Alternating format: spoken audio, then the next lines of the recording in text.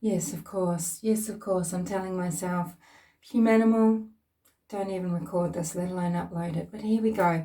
I'm going to just try and say it short and sweet without saying what I really think with some respects. Because I'm going to cop flack for this as it is. And, I don't want to, because what I might want to say about one person could even be construed as an ad hominem attack, having no meaning, or just because I just don't like her. So I'm going to try and not go there. It's up to her to be happily used or not. She's complicit in that regard, no matter how good her heart might be. Okay, so what am I talking about? Well, we know that Suzanne Morphew went missing from Colorado nearly a year to the day. We know that Barry Morphew, her husband, is in custody now for alleged first-degree murder, and there's 2 other charges. We know that Barry and Suzanne have 2 daughters, Mallory and Macy. We know Suzanne hasn't been found, and we know that there's been a lot of searching going on. There are citizens looking physically in the landscape. We've had the search in September last year where 700 volunteers came to Salida. They were either townspeople already or they've come into town to look for Suzanne. Andy Moorman, one of Suzanne's brothers, was involved in that search. And Profiling Evil was the YouTube channel heavily involved in that search, offering technical support and, running databases and that sort of thing. And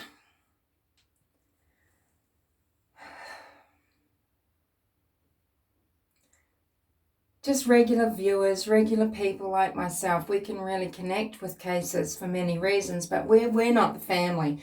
We're not the Morphew family, we're not the Moorman family, and we can't pretend to have any sort of candle of our own to hold up to the grief of these families, okay? So I'll just be clear about that.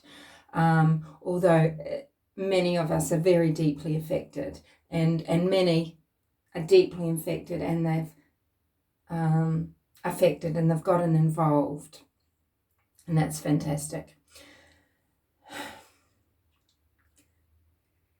No one from the Moorman family ever visited Suzanne, and no one has been to Salida. David Moorman has released a press release. He's put out a PR junket, basically, via Lauren Scharf. So she's a reporter, and she's released this letter. She's been given permission to read this letter out on Profiling Evil, and it'll probably be on her own channel as well. This isn't a private letter that has had permission to be read. No. This is a press release. This is a PR exercise for David Moorman, trying to save his reputation with regards to Mallory and Macy, and it's too little too late. That's just my opinion. It's my opinion that this is pathetic. It's pathetic. Why? Well, David, you've never been to Salida. You've never flown into Salida and said, girls, I'm here for the weekend, I'm here for the week. Come and talk to me. What do you need? Do you need anything? I know you're isolated. I know the only person you've got here is your father. But I'm here for you. I will come back next month, and I'll come back next month. Hey, I've got the money. I can do it, and I care, and I'm putting my feet in the ground, on the ground in Salida. I'm there for you. I'm there for you physically, not just emotionally, not just lip service. Okay? So I'm coming. If you ever want to talk to me, you can. If you want to come back to Indiana with me, you can. I will escort you.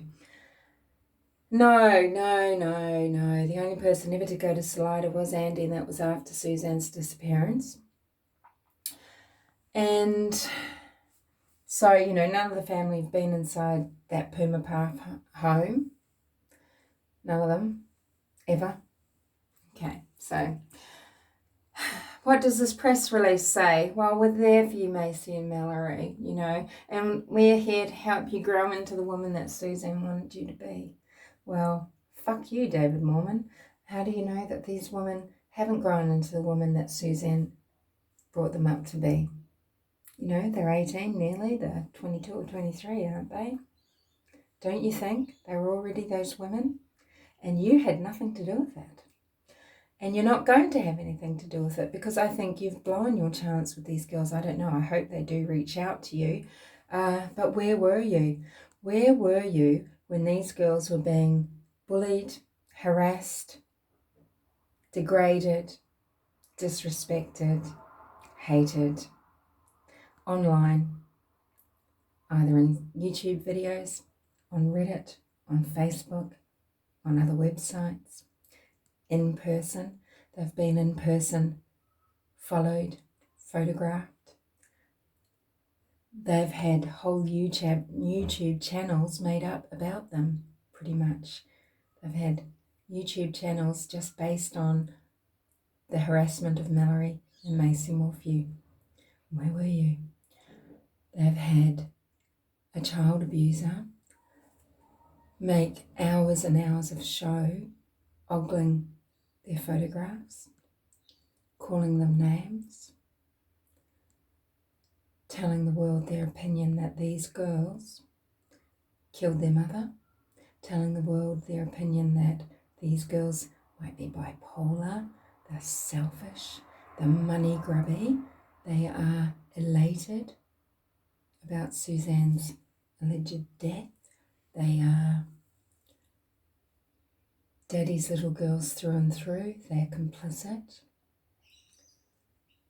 Oh yes, this has gone on for months. Where were you, David? Did you try to shut these channels down? Don't tell us that you're not aware. You can't tell us. You could have made a statement at any time. Please leave these girls alone. We are there for them. We hope they contact us. We will come to visit them. Where were you, David? You're the absent uncle. And it's only now, with the arrest of your brother-in-law, Barry, that you deign to make a statement at mentioning these girls and saying you want to help bring them up. What, with your values? Where were you?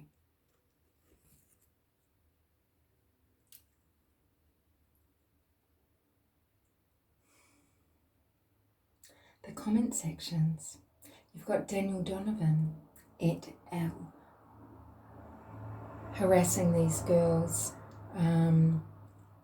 any place he can, pasting about how they are murderesses, how they hated their mother, how they colluded with Barry Morphew to kill their mother, your sister.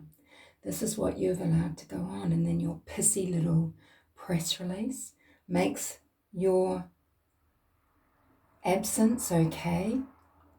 Now sure, you might have been trying to contact them, you might have sent letters, but what have you done to stand up for them? This press release is all about you. This is all about you trying to manipulate how people think of you, what they think of you in terms of these girls. You haven't been willing to put yourself on the line for these girls until now. And is this too little too late? How would they feel about this press release, this letter being released through a biased reporter of your choice? And at this late stage, do you know what these girls have gone through just with regards to the bullying? I'm surprised they haven't been suicidal just from that, because they've had grief and pain piled upon grief and pain every day. And most significantly in the last 6 months, it's gotten really bad. And you could have done something about it, because it's real world harassment and it's something that they can't avoid seeing. They will be aware of it. And why did you let it go on? Where were you? The world needed to be told, leave my nieces alone. You have not openly stood up for them. Silence is complicity. Silence is agreement. Were you waiting for these girls to be arrested? Wow. I mean, one has to wonder, David, where were you? Where were you? You never went to Colorado to see your sister.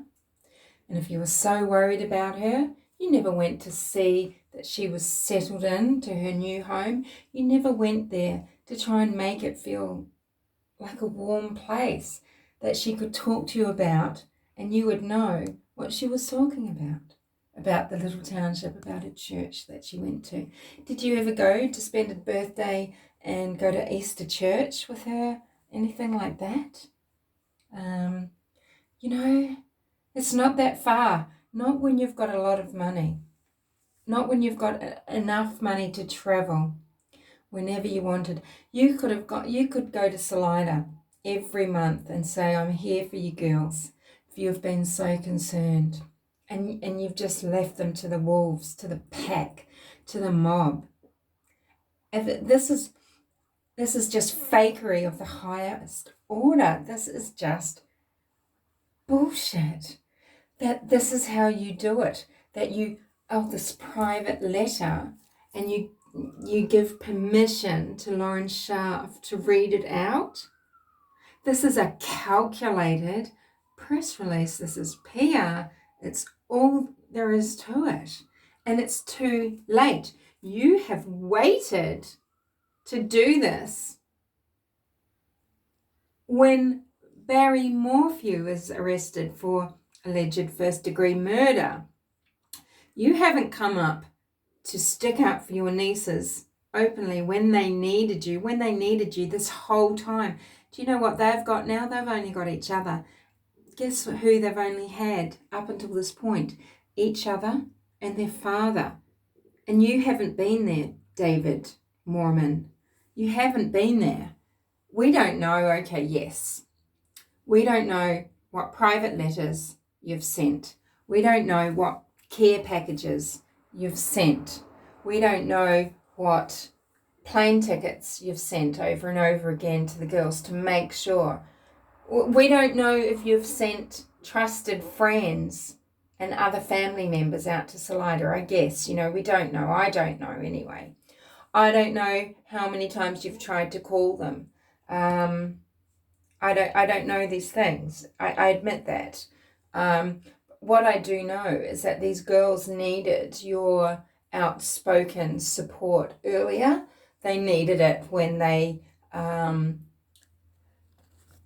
there's videos with 15,000 views, when there's these Reddit forums, it's there for all time, talking about your supposedly beloved nieces as murderesses, as sluts, as money grubby bitches, basically. You've happily sat back in your little Idaho down in Indiana. You've carried on with your very profitable multi-million-dollar business. Fair enough, hey, fair enough. I think we need to, as a public, we need to understand that families do make decisions together about what process they're going to take, who's going to be spokesperson, etc. And Andy was put forward. We can't talk on that, really. Why did only one person turn up for a search? Why was only one search done? Why haven't the family been in Salida more? I would have been so terrified if I thought, okay, I have a sister who has a husband and 2 children, and if she went missing, I would be there and I wouldn't leave their side. And if I suspected my brother-in-law, I wouldn't leave his side. I wouldn't just leave people to it. Could you? How could you? So so you've been thinking this all along, that you've left these nieces with a murderer, but you don't care to be there at their side? You don't care to be there watching? You didn't care to keep your enemy closer, you know. It just boggles my mind. And yes, you know, you're all good, God-fearing Christian soldiers, aren't you? But you haven't acted like it. You've done everything that is just comfortable to you. You've stayed in Indiana, you've run your business, you've made no open statement of support to Macy and Mallory. Why? Why? Were you reading all those forums and believing it? Were you watching the 3-2-1 report? Nodding your head? What were you doing? What were you thinking about all of this? This harassment, this bullying is out there for the world to see. Okay? I nearly think some of it is, I mean, I don't know legally. Look, I don't know, but is some of it, does it have validity as far as legal action goes? Is this what you should have been doing? Giving cease and desist orders? I don't get it. Your PR exercise is just that. It's PR for one person, or for the for you. It's for David Moorman. Too little, too late. Just too little, too late. You dumped those girls in it. You left them there. You could have been there, but you didn't want to be because other things were obviously more important. Or what? What? Because they won't take our calls. They return our letters. Did you go there in person? It's hard to turn someone down, you know. And did you go there again and again, or you've just been waiting to see what happens? You say it's, no, because you just wanted to put your faith in law enforcement. Well, yes, you know, I'm on your side with that. I'm not on the side of, everyone's in the morphew pocket and there's so much corruption. I mean, that is just so ridiculous. Number one, Barry Morphew doesn't have that kind of money, and I doubt he would have that kind of sway. That's not how he's operating. If he's pushing people around, it might be in the construction business. I don't know. I'm going to run out of time. But, you know, you're just saying, because you just wanted to let law enforcement do their job. Well, what? Your job was to stand up for your nieces well before this, mate. And you haven't. You failed.